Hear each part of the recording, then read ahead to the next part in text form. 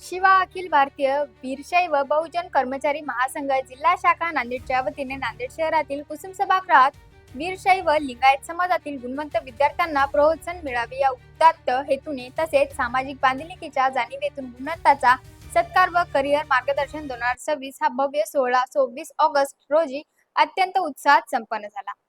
प्रतिवर्षाप्रमाणे यंदाही आयोजित करण्यात आलेल्या या कार्यक्रमात समाजातील विविध क्षेत्रात उल्लेखनीय यश संपादन केलेल्या गुणवंताचा गौरव करण्यात आला। कार्यक्रमाचे अध्यक्षस्थान माननीय प्राध्यापक मनोहरराव धोंडे यांनी भूषवले होते। प्रथमच व्यासपीठावरील मान्यवरांच्या हस्ते दीप प्रज्वलन करून कार्यक्रमाची सुरुवात करण्यात आली। त्यानंतर मान्यवरांचा सत्कार करण्यात आला। यावेळी मान्यवरांनी मनोगत व्यक्त करत विद्यार्थ्यांना शुभेच्छा दिल्या। या कार्यक्रमात माननीय डॉक्टर गोविंद नांदेडे यांनी माननीय ऋषिकेश पालिमकर यांचा विशेष सत्कार करण्यात आला। तसेच यशस्वी विद्यार्थ्यांचा मान्यवरांच्या हस्ते सत्कार करण्यात आला। हा कार्यक्रम यशस्वी करण्यासाठी शिवा अखिल भारतीय वीरशैव बहुजन कर्मचारी महासंघ जिल्हा शाखा नांदेडच्या सर्व पदाधिकाऱ्यांनी परिश्रम घेतले। प्रतिवर्षाप्रमाणे शिवा कर्मचारी महासंघाच्या वतीनं आज कुसुम सभागृहामध्ये नांदेड जिल्ह्यातल्या गुणवंतांचा सत्कार या ठिकाणी आयोजित केला। या सत्कार सोहळ्याला 350 गुणवंत आज या ठिकाणी उपस्थित होते।